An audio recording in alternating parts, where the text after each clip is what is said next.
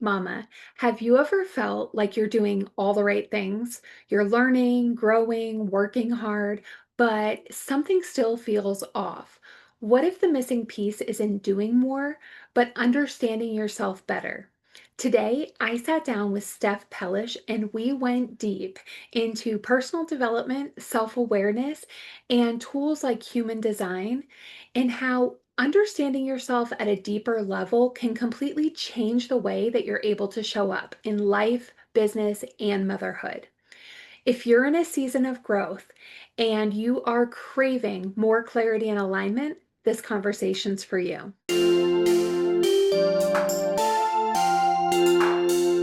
Hey mamas, welcome back to Mamas Building Businesses. I am so excited about the conversation today. I have Steph Pellish with me, and Steph is a mama of four, a former pediatric OT. She's a woman who has really rebuilt herself from burnout and business failure, and she is the incredible founder of the Teacup Entrepreneurs, which is a community for heart-led women in business. Steph, thank you so much for being here today. Oh my goodness. Thank you so much, Erica. I'm excited to be here and to have this conversation today. So, Awesome. So you and I met through social media, and in one conversation, I just learned how incredible you are in your story. So, for anyone who has never met you, who is Steph as a mom, as an entrepreneur, and where is life right now? oh, the existential question, who am I? Yeah, so I grew up in a family where I'm the oldest of four, and my dad and his family owned a business. They owned the grocery store in a small town. So everybody knew either my family or my aunt or my uncle, like everybody had a connection back to me because we're talking a town of 2,000 people. So um, I grew up thinking the traditional life was exactly what I wanted. I started dating my now husband in high school. We did long distance through college, got married, bought a house, had babies, bought a business, and it all kind of just came to a head because I was so overwhelmed with all of it. It didn't look like it sounds when I'm like, oh, we had everything. That's not what was happening. I was so overwhelmed. I was so overstimulated. And so then we had all of these things happen, but I'd love to dive a little bit more into that as you ask me questions, but that's kind of where it all started. Yeah, so when we first chatted, we talked about how you guys took on like this incredible feat of buying a brick and mortar business when you had Mhm, three young children and you were mhm. working full time as a pediatric OT. So let's start there because I think that tells a lot about how you have one, how you have the expertise that you have now, right? Because we learn the most from the struggles, but how you ended up, going into entrepreneurship and just juggling all that because that's a lot. Yes, so like I said, my dad owned a business, and so I always knew I wanted to own a business. I didn't know what kind of business. I thought I wanted to own an OT clinic, an occupational therapy clinic. And I did some work in a local clinic, and I was like, yeah, that's not really the right thing. And then I was doing some contracting. I had some private clients on the side.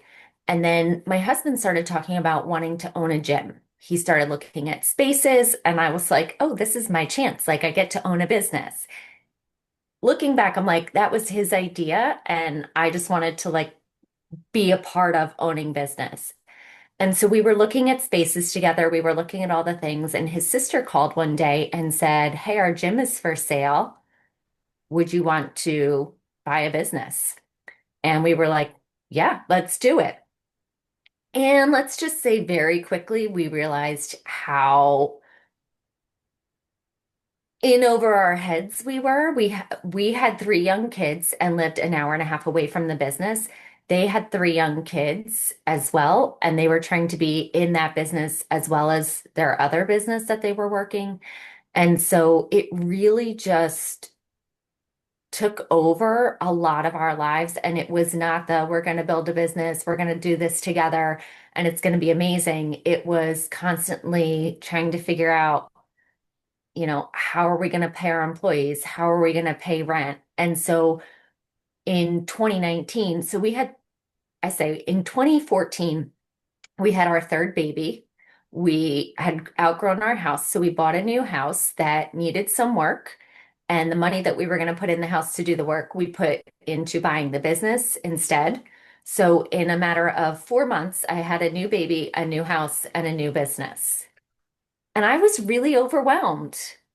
And I couldn't Understandably figure out so. why, right? Like, and I was still working, like my pediatric OT job as well, right? I had a 4-year-old, a 2-year-old, and a newborn, and still working and trying to run this business and trying to fix up the house that now we didn't have the funds to do what we wanted to do and all. And I was married, I had a husband, right?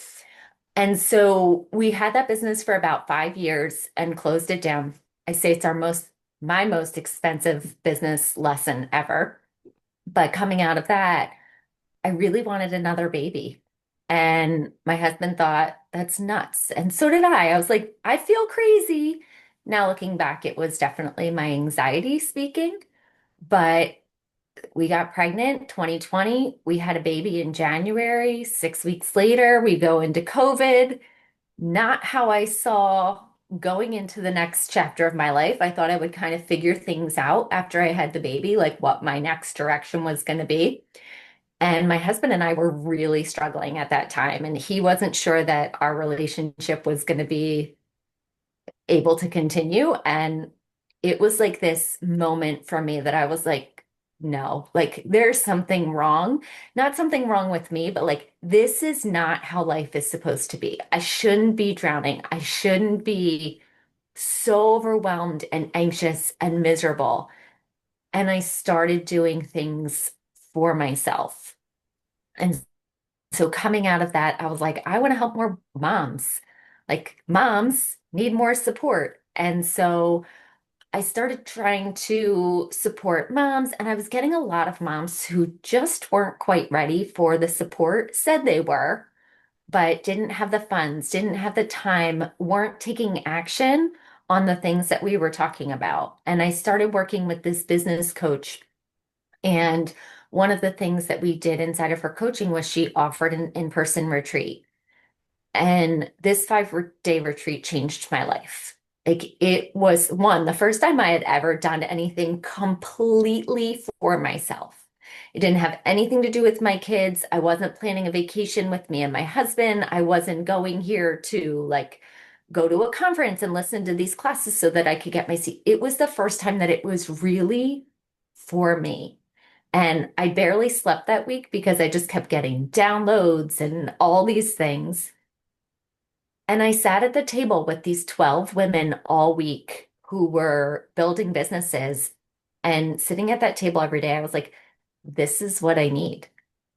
And so coming home, I started gathering some friends who had small businesses and saying, like, hey, let's just meet up on a Friday and have grab some coffee. I brought my 2-year-old at the time and we hung out at, outside of Whole Foods. And then a couple months later, there were 7 of us hanging out. A couple months later, there were 15 of us hanging out. And I was like, we can't keep hanging out at Whole Foods. Like, we need some space. And one of the women said, hey, I've got a conference room you can rent. And so Teacup Entrepreneurs was kind of birthed from there. And now we have a membership and we have different tiers and different programming. And I do a lot of teaching in there, but it's such a supportive space. And so that's really my journey and how I've gotten, pieces of my journey, but how I've gotten to where I'm at today. So I think number one, it's just incredible. And I am a very big believer that the storms we go through are like somebody else's survival guide, right? That Mhm. we are supposed to not only learn from it for ourselves, but then share with others so they can avoid similar things. So, I want to touch on a couple of things that you said because I am a really big advocate of moms filling their cup first. And I think that as mothers, we're so naturally selfless and nurturing where we're always worried about everybody else in our lives. You know, our children, if we have a partner or a husband, friends, family, parents, right? Like we're always worried about everybody else. But I am a very big believer that you can't pour from an empty cup. And that if you really love all those people close to you and you really want to show up the best for them, the only way to be effective is to be the best version of yourself. Absolutely. And so share with me a little bit about like, did you have a specific moment where you realized that? Like, what made you invest in that retreat? Was it like an aha moment or was it just a culmination of things? It was definitely a culmination of things, but part of it was I was a personal development junkie. Like I knew inside I didn't feel right. And it was, I was very self-critical. I was anxious. I didn't know it was anxiety at the time, ironically, but I was very overwhelmed a lot of the time. And sometimes I would feel fine and I would feel great and I would have good days. And so those days I was like, all right, I'm just having a bad day or I'm having an off day. And so doing the personal development was making me actually feel worse about myself because I wasn't reading that book and then transforming my life tomorrow. I wasn't going to that conference and then coming home and creating $1 million business. And so I kept shaming myself and then doing more of what was actually making me feel more shame. And Mhm. so part of what happened in 2020 was I started going to therapy and I started talking these things out loud to someone who could hear it and give me perspective back in a safe space. And I remember her saying to me, my therapist was absolutely amazing at this time. I had a couple others that were not so great, but my therapist at this time was absolutely amazing. And I remember her saying to me, every person, but every woman deserves at least an hour a week to talk about themselves in a space that's non-judgmental. And I was like, oh. Like I talk to my friends, but they don't really relate, or they've got their own stuff. So we're going back and forth, and maybe we're relating, but they're not really, I mean, they're listening, but they're also then giving advice, or they're talking about what's going on with their kids and their husband. I'm talking to my husband. He's overwhelmed. He's probably triggered by me complaining about something in the house that he's also being triggered and complaining about. So it's not really a safe space in that environment. And so I just found somebody safe to talk to and really told her all of the things that I was thinking. And she helped me to clean up my thinking. She helped me realize how I was chasing this personal development to like fix a problem that wasn't really it didn't really need fixing. Of course, like we always want to get better and we want to do better, but not because we're broken, but because we're already a whole person. But I also, in the meantime, got diagnosed properly with anxiety and ADHD. And that was extremely helpful for me because then I knew I'm like, oh, this isn't how everybody thinks. Like, I'm not crazy. This is how my brain works. This is how my brain thinks. And it gave me a peace. Like I was like, oh, like it was such relief to learn those things about myself and that whether it's normal or not normal, right? But it was like, this is what my brain does. And because this is what my brain does, I can work with it instead of like trying to fix it. And so that was a big piece of me. Like then the self-care I don't want to say it happened naturally, but the things that I was already doing for myself started to actually work.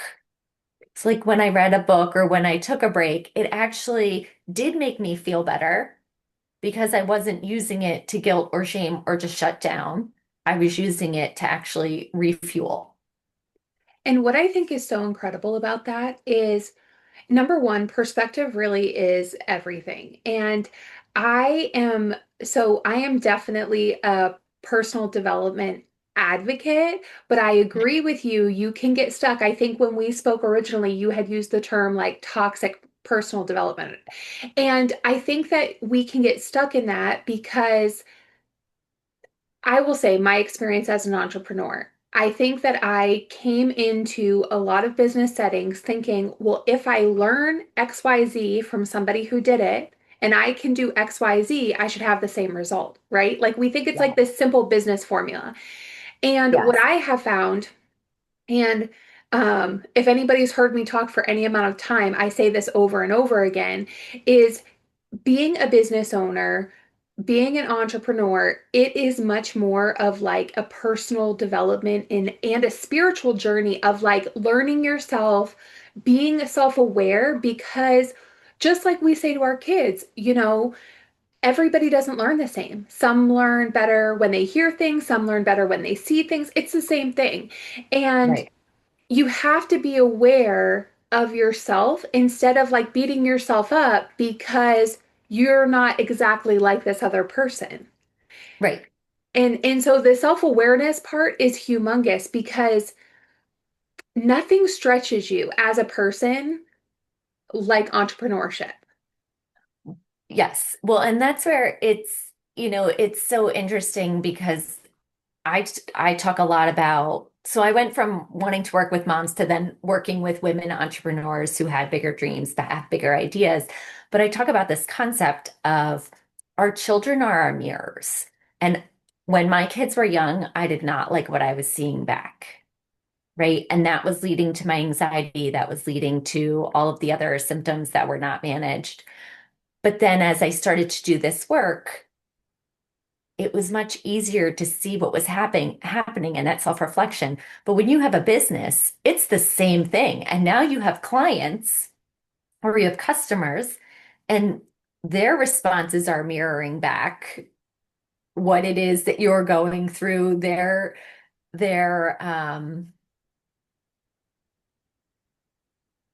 I'm missing my word at the moment, but they're like the reason they don't want to do something. Mhm. Well, you find yourself either later that day or later that week going, "Oh, I can't do that because such and such." And I'm like, "Oh man, that's what my client just told me, isn't it?" Okay, that's my own thought process that I'm I just saw them as a mirror come into my world saying that thing. Like, how do I clean that up? It's so true. And just to backtrack one sec to the personal development and like toxic personal development, I Mhm. think because we live in a really interesting time where it's like information overload at all times and people are posting highlight reels online and so you look at people who seemingly have success in business, but you don't really know what's going on behind the scenes. You also don't know how many times they failed before they had this success, Absolutely. right? So it's like not only are you comparing, which is terrible, but you're comparing on very uneven footing and you don't even understand it.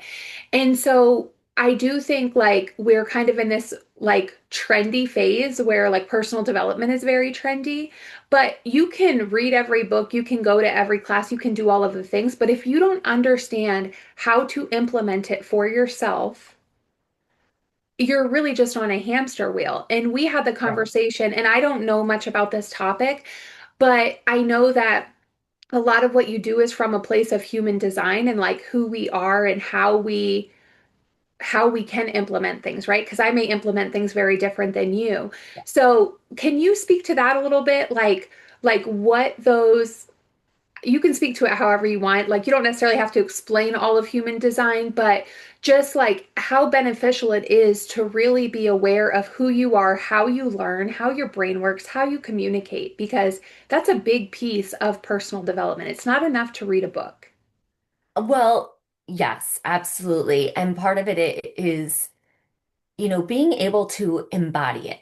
And for me, this year, working with my mentor, one of the things that we've been, she's been teaching on and I've been kind of learning about is this emotional capacity. And as a mom doing personal development, like I understood that. Like, again, working with my therapist, she talked about like, Steph, if you are the phone, you are letting your kids and your husband plug into you and they are draining all of your battery. And then you're panicking and you're pulling away from them because you're like, I don't have any battery left. But instead of them learning how to plug into the wall, they're like, Mom barely has any battery left. Let's plug into her to get the last little bit. And so I understood that in concept and I understood an idea of what that meant. But then I really had to learn how to maintain that energy. So, like, I could hold that energy for like a day, but then I would find myself almost in like an emotional hangover the next 2 days. I would be like, I just had a great day. And then the next 2 days were kind of really crappy. Like, oh man, like, and so I would go into again, a shame spiral. But learning for me about my ADHD, learning for me about, so I'm a generator in human design. I am not a human design expert whatsoever. There are tons of things about it. And so if you want to know about it, go check out, you can go on like humandesign.com or you can Google it, find out your own human design. But as a generator, I am designed to generate ideas and respond to what's going on around me, which for someone with ADHD, that means I'm responding to everything. I'm like, ooh, let me go over here. Let me go over there. Let me go over here. And so it taught me like, I don't need to respond to everything. I need to be really discerning on what I respond to. And so I had to practice that. I had to learn how to, all right, I'm going to filter that out or respond to it and say, that's not important right now. Like I do really well in person in conversations, answering questions because I have something to respond to. I can watch your face, I can listen to your questions, right? Like when you started and you were like, Steph, like who are you? And I'm like, ooh, I don't know, who am I? And then you gave me the next question and I was like, great, now I can give you a better story because I do well with that kind of um that that initiation, that trigger or that um just something to respond to. And so the other thing too about being a generator, it means that I do really well having two choices. So like yes, no. If I really listen to my intuition, that's where I make my strongest decisions. But when I was in all of that anxiety, in all of that with my kids and my husband, we're still married too, by the way. Um, we worked through all that. I don't know that I mentioned that. But when I was in all that, I didn't trust my yeses. I didn't trust my gut. I would be like, I feel like this is what I'm supposed to do. And then my husband, who's an accountant, would use logic. And I would be like, well, logic rules. Like logic makes more sense, right? I Because think it that does make more sense. that is a But that huge would, part of self-awareness, though, is trusting your own voice, like yeah, trusting that I call them God whispers, like the intuition yeah, or your own voice, like however you look at it. But trusting yourself is a huge part of that. yeah. And that was a big part of it for me was learning to trust myself. And again, like I put a lot of pressure and stress on my husband because I looked for him to be my emotional support, but I also looked for him to validate all of my intuition. And he does not have the same intuition that I do. He does not want the same things that I do. So when I was like, we need to have another baby, he was like, absolutely not. But then I made it about me being wrong and my intuition being wrong. And again, that led me into anxiety. And so, and even when we did decide to have another baby, when we made that decision, I then felt guilt because he was on board, obviously, but he also like that was my thing. It wasn't his thing. And so I had this guilt of, well, now I'm making him do this thing that he doesn't want to do. And now we've got to support 4 kids, and 3 kids was already a lot. And so learning to trust my intuition without looking for external validation, without looking for the specific result that maybe I wanted, and just allowing it to just, okay, this is what I thought I needed to do, and this is what I did. So, okay, what's the next thing? Like it didn't turn out exactly as I expected, but I guess this was what was supposed to happen next. But getting to a place where I could do that took a lot of time and a lot of practice. Yeah. It's in personal development work is never done. Like working on ourselves is never done, but it is a lot, especially when you have like very specific things you have to overcome. So I heard an interesting statistic the other day that it is estimated that about 85% of women in business have undiagnosed ADHD, which is funny because go ahead, go ahead. We joke at Teacup. I'm like, this is the support club for oldest daughters and women with ADHD. Yeah. And So everyone's like, me. I am well, I'm middle like out of all the children, but in the house I was raised in, I am the oldest daughter. And also I Yeah. say all the time that I think I have undiagnosed ADHD. And I think that is when I heard that statistic, I was like, it just makes sense because we like our brains are so creative. Like people who dive into business and dive into entrepreneurship or are visionaries or, like we have 100 ideas. Like, have you ever seen the post on social media where it says something about the computer tabs, like with the 100 computer tabs, and it's like, well, this is my brain?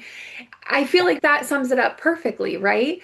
So I guess my question as somebody who has gone through it, who has been diagnosed with ADHD, who has worked through anxiety, who has worked through um, a brick and mortar business that turned out not to be the right path for you, and you changed your career and just so many things, and now you are in such an incredible place where you're helping other women.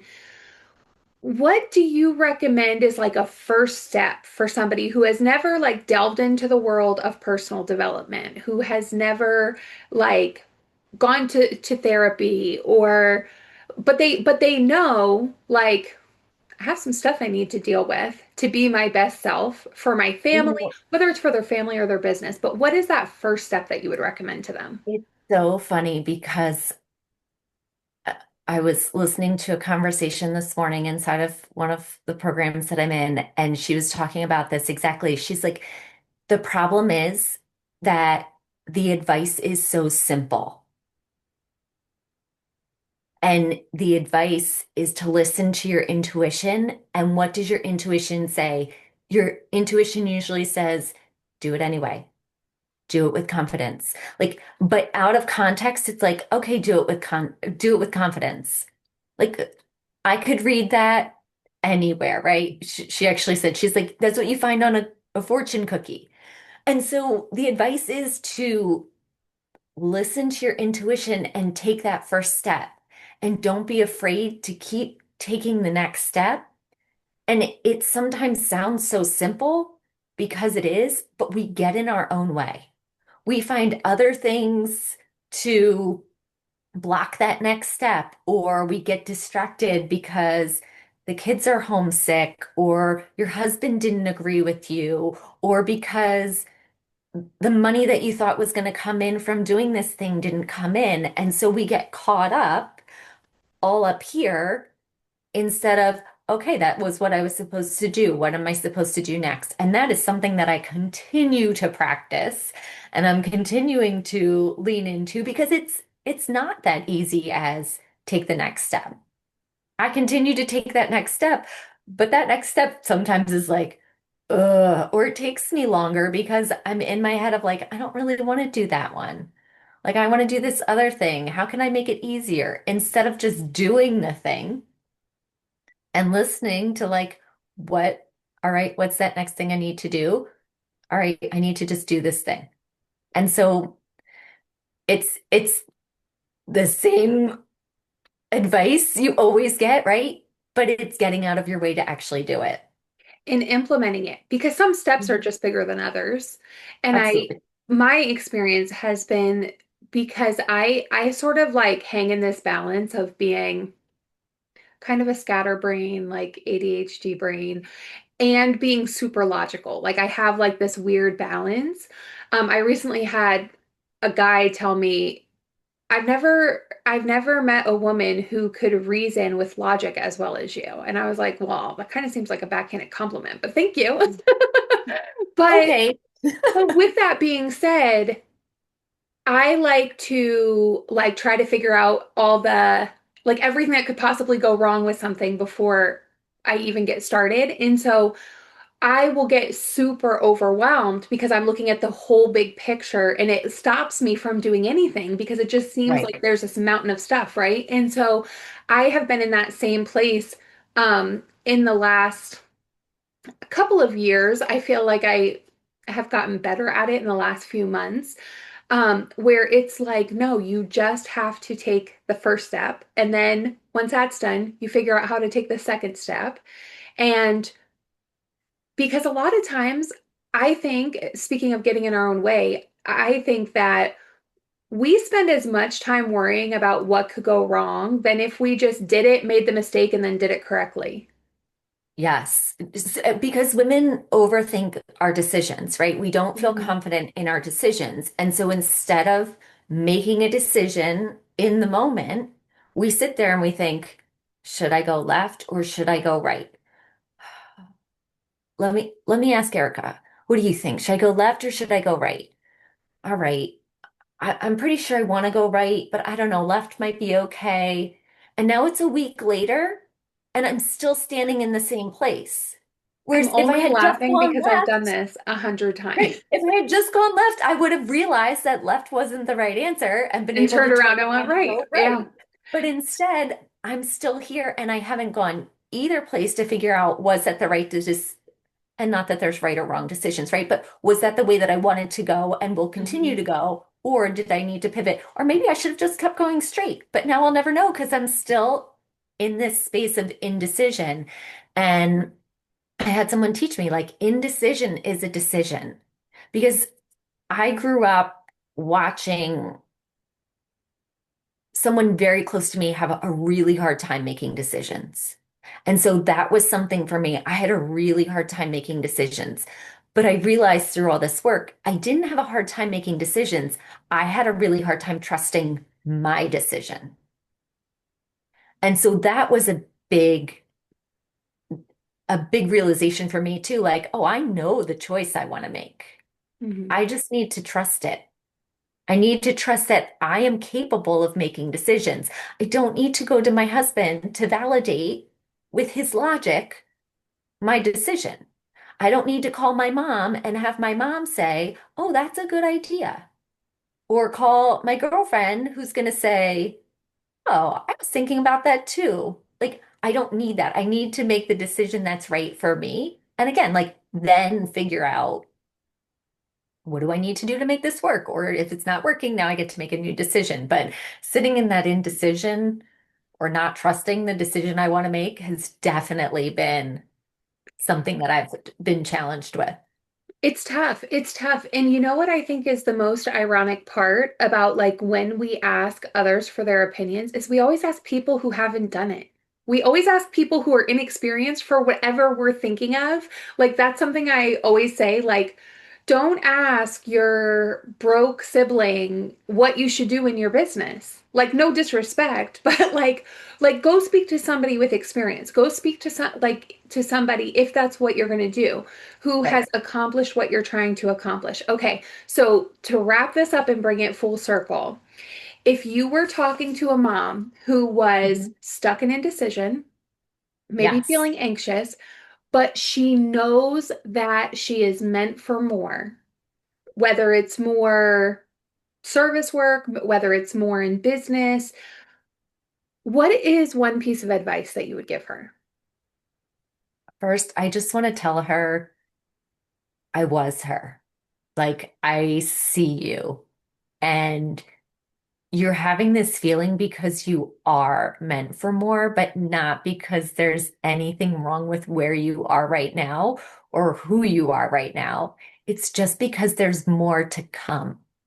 And I think taking that stress off of needing it to be right now in this moment and allowing it to grow over time. And there's this idea of we want all of these things in our lives, but we have to step into the woman who can hold those things in our lives.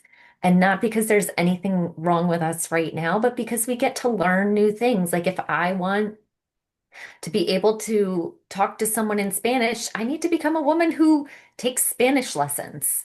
That doesn't mean that it's wrong that I don't know Spanish right now and I can't talk to someone in Spanish, but if that's what I want, then I need to take action to learn how to speak Spanish. If I want to be a woman who owns a multi-million dollar company, then I need to take actions that would allow me to learn things that would produce $1 million company. And so it means that right now, as my company is much smaller than that and is growing, I need to keep learning from those experiences. I need to learn how to hire at a lower level so that I don't just tomorrow wake up with $1 million company and be like, oh crap, I don't have the support. Like, I'm not ready for that. Right? Like, there are steps along the way. But instead of remembering that there are steps along the way, we want that $1 million company tomorrow. And so remembering that you are meant for more, but that doesn't mean that it all has to be right now. And the fact that you don't have it right now doesn't mean anything about you. That's incredible. And I think that's an amazing piece of advice. And I just thank you so much for being here. And this was an incredible conversation. I feel Incredible. like we went really deep, really fast, and I We love it. did, which 'Cause is not exactly what I I, was anticipating, but that's why I love these conversations being organic because yeah, one of my big things with even creating this community is that like moms, we feel really isolated a lot of times. And then business owners, we also feel really isolated a lot of times. So when you yeah, have both of those, excuse me, um, unless you're intentionally surrounding yourself with like-minded people, you're just not in a position to have these kind of conversations.